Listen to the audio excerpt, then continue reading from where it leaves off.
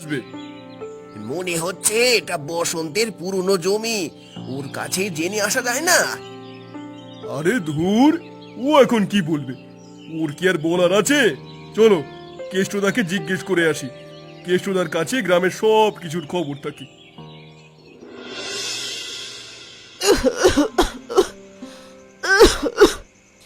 আর ওষুধ আজ আছে তো? আছে মা, অন্তত আজকের মতো আছে। তুমি একটু একটু খেয়ে নাও।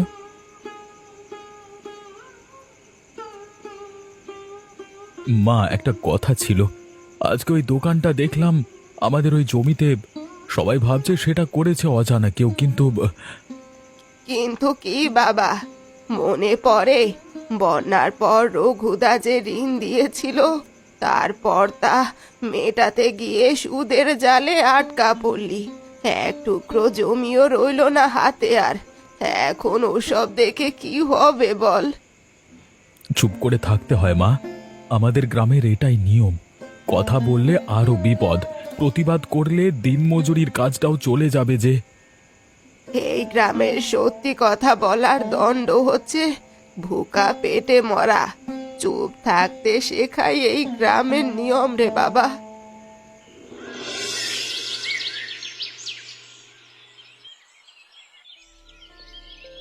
কেষ্ট, তুমি বলো তো, এমন জায়গায় দোকান বসানো কোনো সাধারণ কথা? মোটেই না দাদা। আমি তো শুনেছি গভীর রাতে সেখানে গাড়ি আসে, তারপর সে দোকানে আলো জ্বলে। সাধারণ মাংসের দোকানে রাতের অন্ধকারে এত লুকোচুরি কেন? আমারও সন্দেহ হয়। শহরে কোনো দল কাজ করছে না তো? নেশা, চোরাই মাল, সবকিছুর আড়ত হতে পারে। বসন্ত যে চুপ করে আছে সেটাই তো সবচেয়ে বড় কথা। সে কিছু জানে, হয়তো তার উস্কানিতেই হচ্ছে সব। অবশ্যই জানি। ওর জমি, ওর অনুমতি ছাড়া কেউ দোকান বসাবে? ও হয়তো টাকা মারছে, নইলে এতদিন চুপ করে থাকতো। ঠিক ধরেছ কেষ্ট। গ্রামের নিরাপত্তার কথা ভাবতেই হবে আমাদের। আমরা সবাইকে সতর্ক করব, কেউ যেন ওই দোকান থেকে কিছু না কেনে আর না ওদিকে যায়। কাকু, ওই দোকান দেখেছে তো? দেখেছি তো বাবা, কি আর করা যাবে? আমরা সাধারণ মানুষ, কার কি ঝামেলার মধ্যে জড়াবো বাবা, তাই আমরা ওদিকে যাচ্ছি না। আর অন্য কোনো লোকজনও যাচ্ছে না এখন। আরে এতে গ্রামের বদনাম হবে না? পাশের গ্রামে কি সব বলছে শুনেছো? তোমাদের গ্রামে তো এখন চোরাই জিনিসের ডেরা আছে। এ কি কথা? কে কি বললো তাতে কি আসে যায়? আমাদের জীবন কেটে যাচ্ছে, এই তো অনেক। এটা কি বলছো তুমি কাকা? আমরা এতদিন শান্তিতে ছিলাম, এখন এই শহরে গুন্ডারা এসে আমাদের নাম ডুবাবে? আরে বসন্তদা যদি জানে তবে চুপ কেন সে? আমাদের তো কিছু জানাতে পারতো সে। শান্ত হ পলাশ, রঘুদারা দেখছেন সব। তুই একলা কি করবি? এত উত্তেজনা ভালো নয়। একলা নয়, যারা গ্রামটাকে ভালোবাসে তারা সবাই আমার সাথে আছে। আমি একদিন এই দোকানটা সরিয়ে দেবো, দেখে নিও।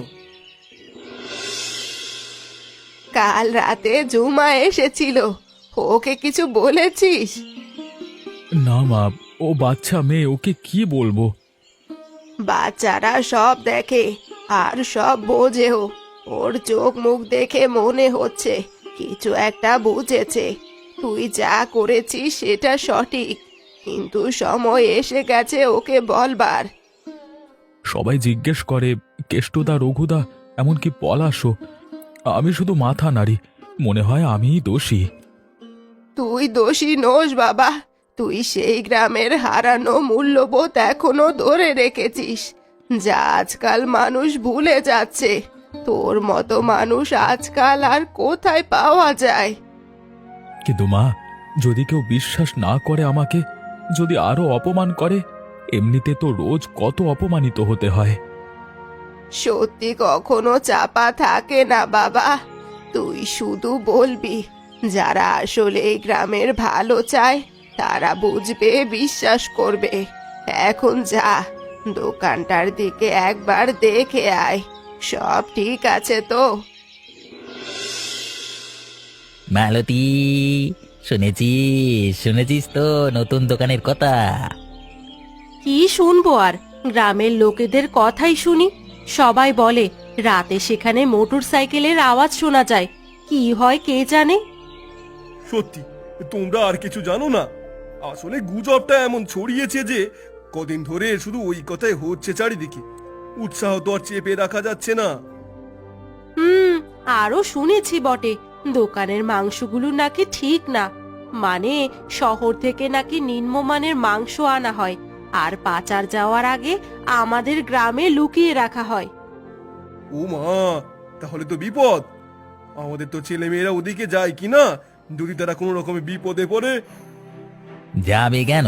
আমি তো পলাশকে বলেছি ওদিকে যেন কেউ না যায়। বসন্ত যদি জবাব না দেয় তাহলে আমরা নিজেরাই ব্যবস্থা নেব। বেশ কাজ হচ্ছে গ্রামে। সবাইকে ভয় দেখিয়ে কোন রাজকার্যটা উদ্ধার হচ্ছে ওখানে কে জানে। আরে দেখোই না, এবার রঘুদার পরিকল্পনাটা সফল হবে। দোকান চলে গেলে জমিটা আমাদের দখলই আসবে। কে আছিস? আরে চা দিয়ে যা, চা, এক কাপ চা। আরে বসন্ত, একটা কথা শুনবে? সত্যি বলো তো, ওই দোকান নিয়ে তোমার কিছু জানা আছে? তোমার জমিতেই তো ওটা হয়েছে, আর মাটি ফুঁড়ে তো গজিয়ে উঠবার কথা নয়। না জানার তো কথা নয়, সে আর না জানলে কি মানে বলতো না এতদিন নে। গ্রামের লোক তো বলছে তোমার ভালোই লাভ আছে ওতে। আমার লাভ? নইলে তুমি এত চুপচাপ কেন? মিনে মিনে শয়তান, তুমি যদি বলে দাও যে এতে কোনো অন্যায় নেই তাহলে আমরা বিশ্বাস করব। আমরা সত্যটা জানতে চাই ভাই, আমরা তো গ্রামেরই মানুষ। এখন না, আমি কেন চুপ করে আছি তোমরা সঠিক সময় জানতে পারবে। দেখো, তুমি যদি আমাদের দলেরই লোক হবে তাহলে গোপনীয়তা কেন এত? রঘুদা বলছেন ওটা নাকি বিপজ্জনক জায়গা। আমাদের সমস্ত গ্রামকে কি তুমি বিপদে ফেলতে চাইছেন নাকি? রঘুদা অনেক কিছু বলেন, আপনারা যাকে বিশ্বাস করেন বিশ্বাস করতে যান। আমার কিচ্ছু যায় আসে না, যত সব।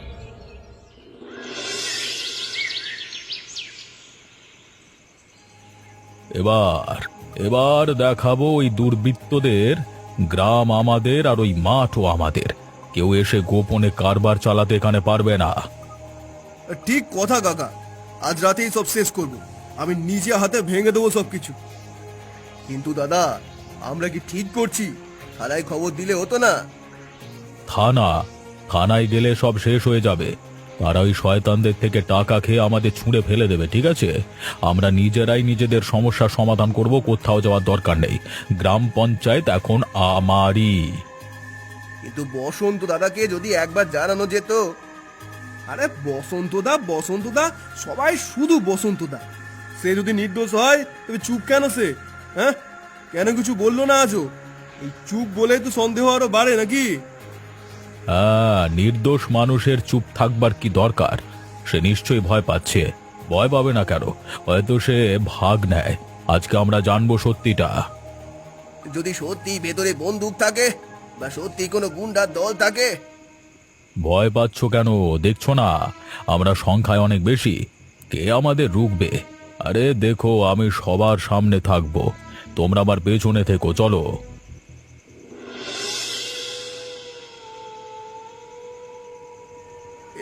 এই যে দোকান, দেখো অন্ধকারে একদম নিঃশব্দ হয়ে পড়ে আছে। এটাই তো সবচেয়ে সন্দেহজনক। দেখে মনে হচ্ছে যেন গোরস্থান। ওমা, আপনি এমন কথা বলছেন কেন? ভয় পাচ্ছ নাকি? ভয় পেলে পিছনে যাও, আমরা এগিয়ে যাচ্ছি। শেকল লাগানো ভেতর থেকে, মানে ভেতরে কেউ আছে।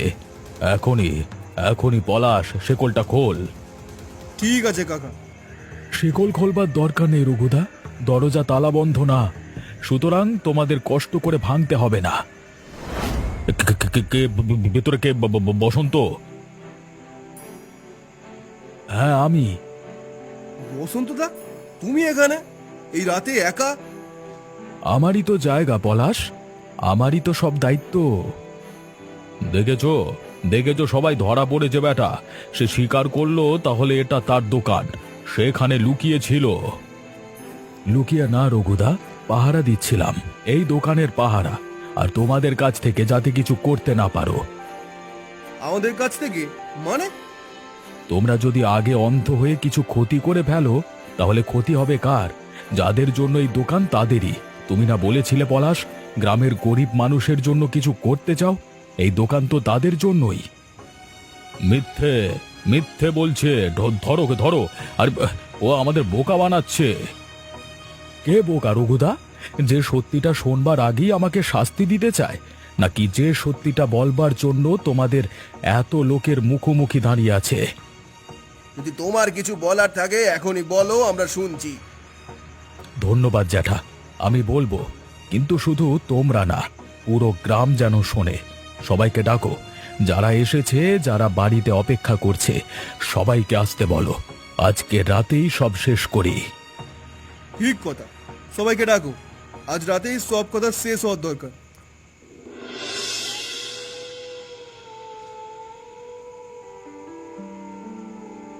এবার বলো ভাইয়া, তোমার কি গোপন রহস্য আছে এর ভিতর?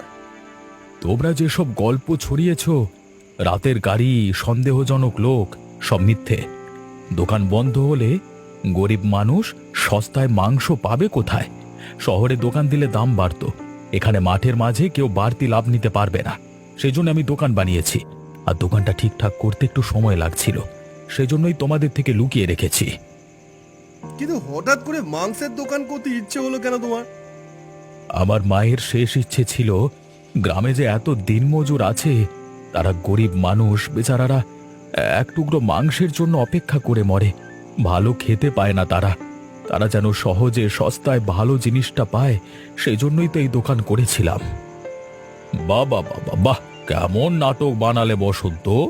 মায়ের শেষ ইচ্ছে, গরিব মানুষের দোহাই! বাবা বাবা বাবা বাবা বাহ, খুব সস্তা নাটক বানিয়েছো তুমি। সত্যি কথা সাজানো যায় না রঘুদা। সত্যি? তোর সত্যি বলে আজ আর কিছু নেই রে। তুই শুধু নিজের ব্যর্থতা ঢাকতে এই নাটক বানিয়েছিস।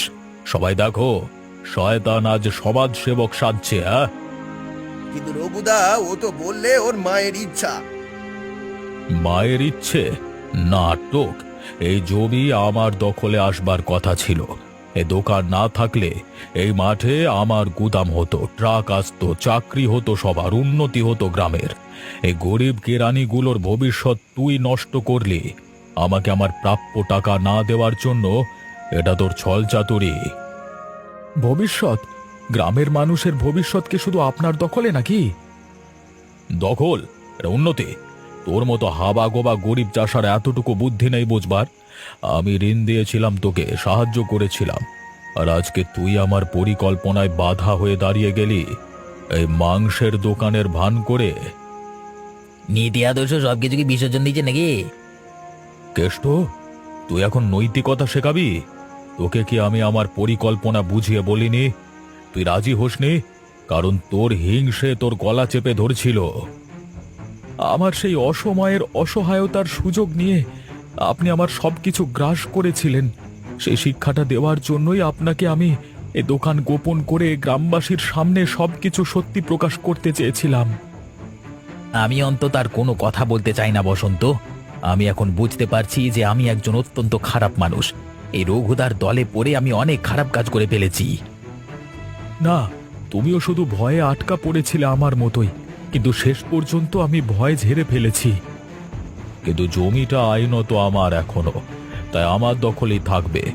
আমি পুলিশ দিয়ে উচ্ছেদ করাবো তোদের।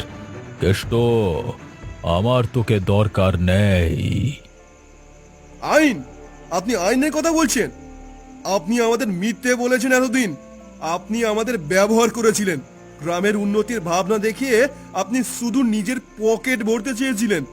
আপনি সমাজের শত্রু। ভুলে যাস না, এই দুনিয়াতে শুধু টাকাটাই সত্য, মানবিকতার কোনো মূল্য নেই। তাহলে এই ভাবনা চিন্তার কারণে আপনি খুব গরিব রঘুদা, খুব খুব গরিব আপনি। রঘু, আমাদের বুদ্ধি কম ঠিক, কিন্তু রঘু, তুমি যে শয়তানি করছো সেটা আমাদের আর বুঝতে বাকি নেই। তুমি এতদিন আমাদের বোকা বানিয়েছো। হ্যাঁ, আর সেই জন্যই দোকান থাকবে, বসন্ত তার মায়ের ইচ্ছায় রাখবে। আপনি এবার নিজের মুখোশটাকে বদলান। এখন সবাই জেনে গেছে আপনার আসল চেহারাটা। আমাকে ক্ষমা করতে পারবে বসন্ত? ক্ষমা আপনার নিজের কাছে চাইতে হবে কেষ্টদা। আপনি নিজে যে শাস্তি দিয়েছেন সেটাই যথেষ্ট। আসুন আমরা বাড়ি ফিরি, ভোর হয়ে আসছে, আর আমি কারোর বিরুদ্ধে কোনো রাগ চেপে রাখিনি মনে। আমি কি করেছিলাম? আমি তো ঠিক সেই মানুষটার বিরুদ্ধে লড়তে গিয়েছিলাম যে আসলে আমাদের জন্যই এত কিছু করছে। শুধু রাগ আমাকে অন্ধ করে দিয়েছিল। আমি শুনিনি, কিছু বুঝতেও চাইনি। পলাশদা, তুমি এখন বুঝতে পেরেছো তো? বাবা চুপ ছিলেন কারণ সঠিক সময় আসেনি, আর রঘু কাকা ঝামেলা করতেন কারণ উনি বুঝে গিয়েছিলেন যে ওনার সময় শেষ হতে চলেছে, আর সেই জন্যই তোমাদের ব্যবহার করতে চেয়েছিল। তুই তুই সব বুঝতে পেরেছিলি? আমি শুধু গোপনে দেখতাম। দোকানে সত্যি কেউ আসতো না রাতে, কিন্তু সবাই বলতো রাতে নাকি লোক আসে অনেক। আজ সবাই দেখলো দোকান খালি। সত্যি তো একদিন প্রকাশ হয়েই যায়, কিন্তু তুমি আফসোস করো না। আমাকে বসন্তদার কাছে যেতে হবে। ক্ষমা না চাইলে আমি বাঁচতে পারবো না। সব শেষ? শেষ? না না মা, শুরু গো। সবাই সব জেনে কি বললো? বলবার মতো কিছু নেই, চুপ হয়ে গেল সব। রঘুদা চলে গেছে মুখ লুকিয়ে লজ্জায়, কেষ্টদা ক্ষমা চেয়েছে, পলাশ নিজেই কেঁদে ফেলল। জানতাম একদিন এরকম হবে, তোর উপরে আমার পুরো ভরসা ছিল। তারপর সবাই ধীরে ধীরে চলে গেল। সবাই বলেছে দোকানটা নিজেদের দায়িত্বে গুছিয়ে দেবে, আর ক্রেতারাও আসবে বলেছে। ভালো, তুই সবার সাথে ভালো করে কথা বলেছিস তো? পলাশ ছেলেটা কিন্তু ভালো, সাময়িক ভুল করেছে, কিন্তু তার চরিত্রে কোনো গন্ডগোল নেই। আমি পলাশের হাত চেপে ধরলাম, ওকে আমি ক্ষমা করে দিয়েছি মা। আর ঝুমা? মেয়েটা আমার কাছেই ছিল, আমি সব বুঝতে পারছি ধীরে ধীরে। ও এতদিনে সত্যিটা বুঝেছে। হ্যাঁ, ওর কাছে অপরাধী হয়ে বাঁচতে বা কোনো কিছু গোপন করে বাঁচতে আমার একদম ভালো লাগছিল না মা। আজকে অনেকটা হালকা মনে হচ্ছে মা।